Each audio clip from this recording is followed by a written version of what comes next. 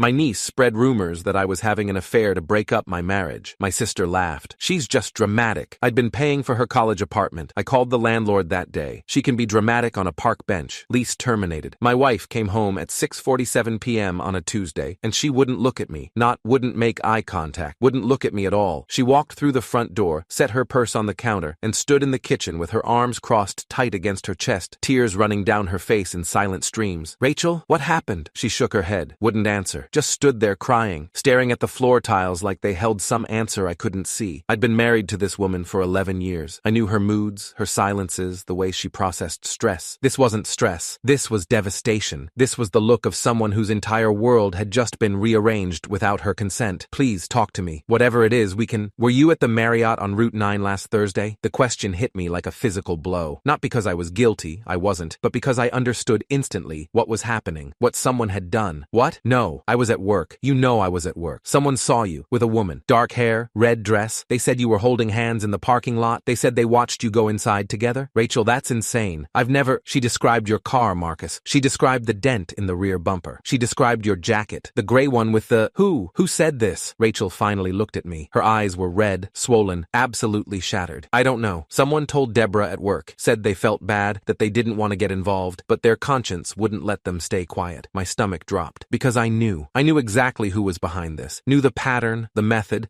the particular cruelty of making up specific details to make lies feel true. My niece, Brianna, 21 years old with a talent for manipulation that bordered on pathological. A history of chaos that stretched back nearly a decade. And now, apparently, a new target. Me. It took me 3 hours to convince Rachel to tell me the full story, and another 2 to convince her I was innocent. The rumor had been elaborate, professional almost. Brianna, though I didn't know it was her yet, not with certainty, had somehow gotten access to Rachel's work network through a former classmate who worked in the same building. She'd approached Deborah Martinez during lunch, introduced herself as a family friend who was concerned about Rachel's husband. She'd described the Marriott in detail, the parking lot layout, the color of the awning, the location of the side entrance. She'd described my car, a 2019 Honda Accord with a distinctive dent in the rear bumper from when I'd backed into a shopping cart 2 years ago. She'd described my gray jacket, the one with the slight tear in the lining that I kept meaning to get fixed. She'd made up a woman, dark hair, red dress, wedding ring on her finger that wasn't Rachel's. Said she'd watched us from across the lot, hand in hand, disappearing into the hotel like we'd done it 100 times before. Every detail was designed to feel true, to create just enough specificity that denial would sound like deflection. That's how Brianna operated. That's how she'd always operated. This wasn't new behavior. She'd been like this since high school, when the chaos first started becoming impossible to ignore. Freshman year, she spread a rumor that her math teacher, Mr. Patterson, had made inappropriate comments about a student's body. The school launched an investigation. Patterson was suspended pending review. 3 weeks later, Brianna admitted she'd made it up because he'd given her a C on a test. Patterson was reinstated, but he never recovered. Quit teaching the following year and moved out of state. Sophomore year, she told a group of friends that a classmate named Jessica Walsh had been hooking up with Jessica's stepbrother. The rumor spread through the school like wildfire. Jessica was ostracized, called names in the hallways, had her locker vandalized. She transferred schools mid-semester. The story wasn't true. Jessica didn't even have a stepbrother. Junior year, Brianna told her own mother, my sister Karen, that her stepfather had hit her, showed bruises she'd given herself, told a tearful story about being grabbed and shoved. Karen nearly called the police, nearly filed for divorce. The truth came out 3 weeks later when Brianna's friend admitted Brianna had asked her to punch her arm repeatedly because she needed marks. The stepfather, a decent guy named Tom, who'd been nothing but kind to Brianna, left anyway. Said he couldn't live with someone whose daughter might destroy his life on a whim. Every single time Karen defended her. She's sensitive. She's been through a lot. She doesn't mean harm, but harm was exactly what Brianna meant. Harm was the point. Some people start fires because they like watching things burn. I called Karen the next morning, after Rachel had finally fallen into an exhausted sleep, after I'd spent half the night staring at the ceiling trying to understand why. "Karen, we need to talk about Brianna. What about her?" My sister's voice was cautious, already defensive. "Someone spread a rumor to Rachel's coworkers that I'm having an affair. Detailed lies. My car, my clothes, specific locations. Rachel came home in tears last night. Our marriage almost imploded." Silence on the line. Then, "And you think Brianna did this?" "The pattern matches exactly. The specific details, the manipulation,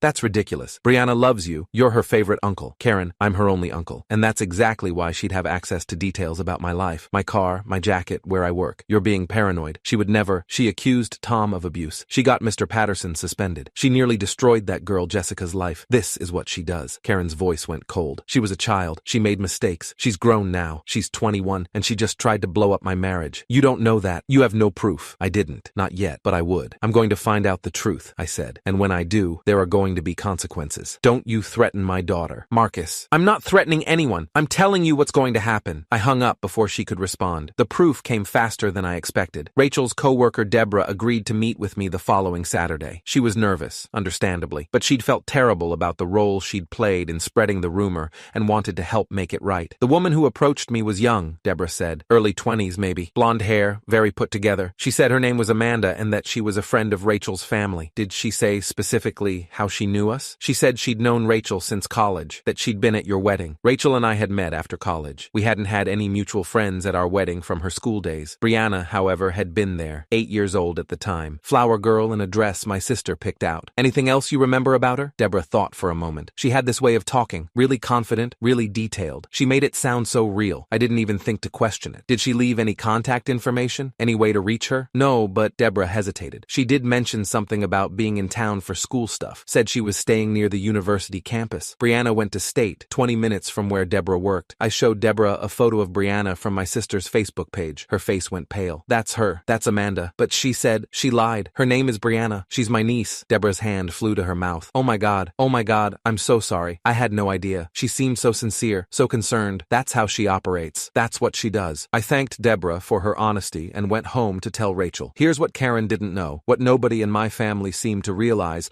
about my relationship with Brianna. For 2 years, I'd been paying $1,400 a month for her apartment. The arrangement had started when Brianna got into State and Karen couldn't afford the housing costs. She'd just finalized her divorce from Tom, was drowning in legal fees and credit card debt, and had come to me in tears at a family dinner. I can't let her dreams die because of money, Karen had sobbed, gripping my arm. She worked so hard to get in. She's the first person in our family to go to a real university. Please, Marcus, you're the only one who can help. I was doing well then, still am mostly. Senior project manager at a civil engineering firm, solid salary, no kids of our own. Rachel and I had talked about it and agreed. Family helps family. I paid first month's rent, $1,400. Last month's rent, $1,400. Security deposit, $2,100. Co-signed the lease myself because Brianna had no credit history and Karen's score was destroyed from the divorce. Every month for 2 years, I sent money, sometimes directly to Brianna, sometimes to the landlord when she forgot to make payments on time. 8 months ago, I'd started paying the landlord directly because Brianna had let the rent slip 3 months in a row, claiming she'd been busy with exams. Total investment over 2 years, $33,600 in rent alone, plus the initial deposits, plus the furniture I'd bought her when she moved in, plus the laptop for school, plus the emergency cash advances when she claimed she couldn't afford textbooks or groceries. Close to $45,000 all told. Money Rachel and I had set aside for a house down payment, redirected to help family, and this is how she repaid me. By telling lies designed to destroy my marriage. By making my wife cry in our kitchen, wondering if 11 years together had been built on a lie. I thought about calling Karen again, about explaining what I'd learned, about giving her a chance to make this right. Then I remembered her response when I'd first raised my concerns. She's just dramatic. She'll figure it out. Dramatic. That's what she called it when her daughter systematically tried to destroy my life. Fine. I'd figure it out myself. The lease agreement was in my filing cabinet, a copy I'd kept because I was the co-signer, legally responsible for the rent if Brianna failed to pay. I pulled it out and read through it that night, looking for options. What I found was better than I'd hoped. As the co-signer and guarantor, I had significant legal standing. More importantly, because I'd been paying the rent directly for 8 months, documented through bank transfers and receipts the landlord had provided,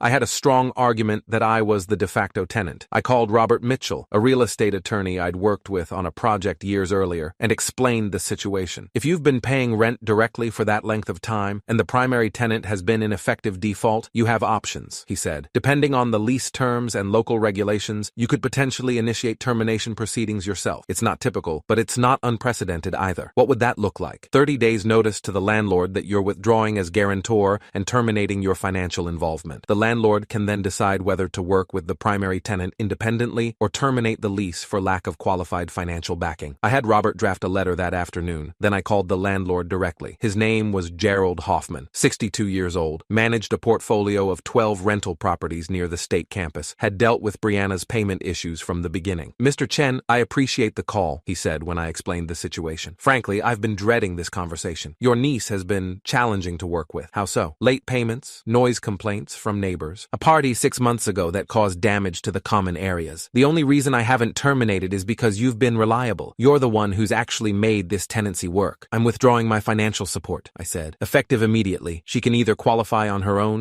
which I doubt she can, or you can proceed with termination. Gerald was quiet for a moment. I'll need something in writing. I'll have my attorney send it today. And you understand this means? I understand exactly what it means. 30 days notice. Standard termination procedures. I could hear him typing something on his end. I'll process the paperwork this afternoon. She'll receive formal notice within 48 hours. Thank you, Gerald. Mr. Chen, for what it's worth, I have 2 daughters. If someone did to them what you've described, I'd do the same thing. I sent one text to Brianna that afternoon. Your lease ends next month. I'd start packing. She didn't respond for 6 hours. I imagine she spent that time trying to figure out if I was serious. Calling Gerald, calling Karen, maybe calling the university housing office in a panic. Then my phone exploded. 16 texts in 45 minutes. 4 missed calls. A voicemail where she was sobbing, actually sobbing, claiming she didn't mean it, that she was just joking around, that she didn't think anyone would take it seriously. I was just messing around, Uncle Marcus. I didn't think Deborah would actually tell Rachel. I thought it would be funny. Please, please, please don't do this. I'll apologize. I'll do anything. Just don't take my apartment. I read every message, listened to every voicemail. Then I put my phone down and didn't respond. There's a certain kind of person who only apologizes when consequences arrive, who says, I didn't mean it, when what they actually mean is, I didn't expect to get caught, who cries and begs not out of remorse, but out of fear. Brianna was that person, had always been that person. The apologies weren't real. They were just another manipulation tactic, another attempt to make the problem go away without actually changing anything. I wasn't playing that game anymore. Karen called that night, and I knew it was going to be bad before I even answered. What did you do? I held the phone away from my ear. Even at arm's length, her voice was a physical force. You can't do this to her. She has finals coming up. She's 3 semesters from graduating. Where is she supposed to go? You're ruining her life over a stupid mistake. I waited until she finished, let the silence stretch out for a long moment. Then I said exactly what she'd said to me when I'd called about Rachel. She's just dramatic. She'll figure it out. This isn't funny, Marcus. Neither was my wife crying in our kitchen because your daughter told lies about me to destroy my marriage. Neither was 11 years of trust nearly shattered because Brianna thought it would be funny to accuse me of having an affair. She didn't mean, stop right there. I could hear my own voice getting harder, colder. Every time Brianna does something terrible, you say she didn't mean it. She didn't mean to get Mr. Patterson suspended. She didn't mean to destroy Jessica Walsh's life. She didn't mean to accuse Tom of abuse. She just keeps not meaning things, and people keep getting hurt, and you keep making excuses. She was young. She made mistakes. She's 21 years old enough to vote, old enough to sign a lease, old enough to understand that actions have consequences. You've spent her entire life protecting her from those consequences,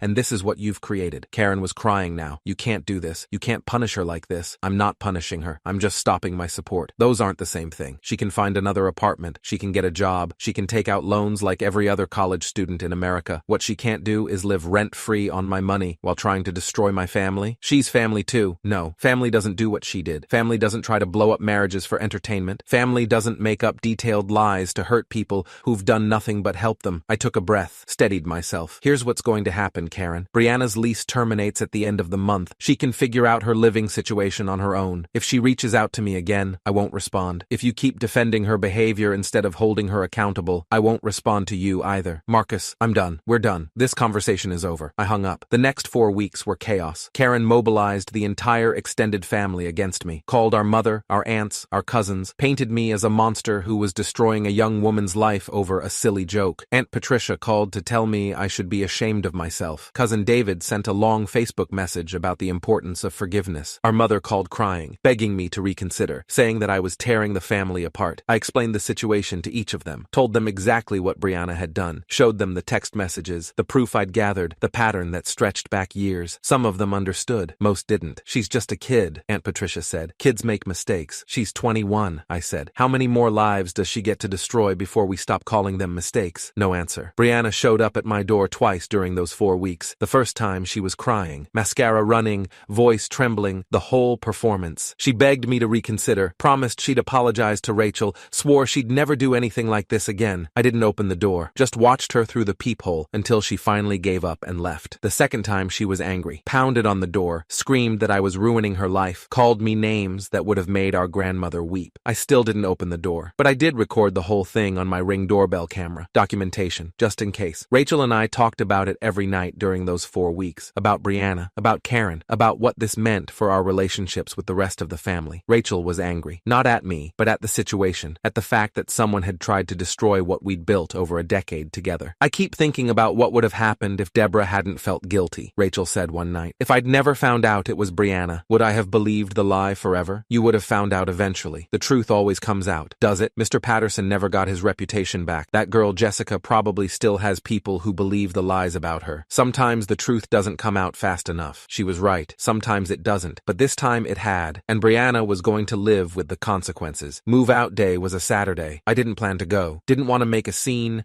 Didn't want to give Brianna or Karen any ammunition to paint me as vindictive or cruel. But something made me drive past the apartment complex that afternoon. Some need to see it with my own eyes, to witness the consequence, so it felt real. Brianna was in the parking lot, loading garbage bags into the back of Karen's Camry. Her roommate, a girl named Lindsay, who I'd met once at a family gathering, was standing on the second-floor balcony, arms crossed, watching with an expression I couldn't quite read. Brianna looked exhausted, defeated, smaller than I remembered. She looked up as my car passed. For a second, we just stared at each other through the window. I saw recognition in her eyes, then something else, anger, maybe, or shame, or some combination of the two. I didn't stop, didn't wave, didn't say anything. I just kept driving. Last I heard, Brianna's sleeping on Karen's couch. The apartment she'd had, the one I'd furnished, that I'd paid for, that had been her home for 2 years, went to someone else a week after she moved out. Gerald found new tenants almost immediately. College towns are like that. Brianna dropped 2 classes because she couldn't handle the commute from Karen's place, which is 45 minutes from campus. Her academic advisor, I heard this through cousin David, who's apparently the family's designated information broker, told her she might not graduate on time anymore, might need to take an extra semester, which she can't afford, which Karen certainly can't afford. She's apparently looking for a job now, retail probably, or food service. The kind of work she's always looked down on, always assumed she was too good for. Karen still hasn't spoken to me. Neither has Aunt Patricia or cousin David or most of the extended family. They've chosen their side, and I've been written out of the story. That's fine. I can live with that. But here's the thing about consequences. They don't require other people's approval. I didn't pull Brianna's lease to be vindictive. I didn't do it to punish her, though punishment was certainly deserved. I did it because actions have to mean something. Because spending $45,000 to help someone only to have them try to destroy your marriage has to have a consequence beyond a tearful apology and a promise to do better. Brianna spent her entire life learning that she could hurt people without repercussions, that tears and excuses would always be enough, that someone would always step in to shield her from the results of her choices. I was that person for 2 years. I funded her life while she built a resume of destruction, a teacher's career, a girl's reputation, a stepfather's family, and finally, my marriage. No more. The money stopped, the protection stopped, the consequences arrived. And maybe she'll learn something from it. Maybe she'll realize that the world doesn't work the way Karen taught her it worked, that you can't keep setting fires and expecting someone else to put them out. Or maybe she won't. Maybe she'll just find new people to manipulate, new situations to exploit, new lies to tell. Some people never change, but that's not my responsibility anymore. Rachel and I are fine. Better than fine, actually. The experience brought us closer together, forced us to talk about things we'd been avoiding, reminded us why we chose each other in the first place. We're looking at houses again. The money I'm not sending to Brianna every month goes into savings now, and we're almost back to where we were before I agreed to help Karen. We talk about the future more than we used to. About kids, maybe. About what we want the next decade to look like. We don't talk about Brianna much anymore. She's become a cautionary tale, a story we'll tell someday to explain why boundaries matter. Karen sends me messages sometimes, through our mother mostly, says Brianna's sorry, says she's changed, says she wants to make things right. I don't respond. Not because I'm holding a grudge, not because I want to punish anyone, but because I've learned to recognize the pattern now. The tears, the promises, the cycle of destruction and forgiveness that enables the next round of destruction. Some cycles have to be broken. I broke mine. My sister called me dramatic when I told her what Brianna had done. She was right, in a way. The whole thing was dramatic. The elaborate lie, the calculated manipulation, the tears and screaming, and 4 weeks of family warfare. But here's what Karen never understood. Drama cuts both ways. Brianna thought she could create chaos without consequence, thought the drama would always flow in one direction, outward, toward the people she targeted, while she remained safely untouched at the center. She was wrong. I didn't fight her, didn't argue or negotiate or try to convince anyone of anything. I just stopped participating, withdrew my support, let gravity do the rest, and now she's living the drama she created. Every day, waking up on her mother's couch. Every day, commuting 45 minutes to classes she can barely keep up with. Every day, living with the consequences of thinking she could hurt people without cost. That's not revenge. That's just physics.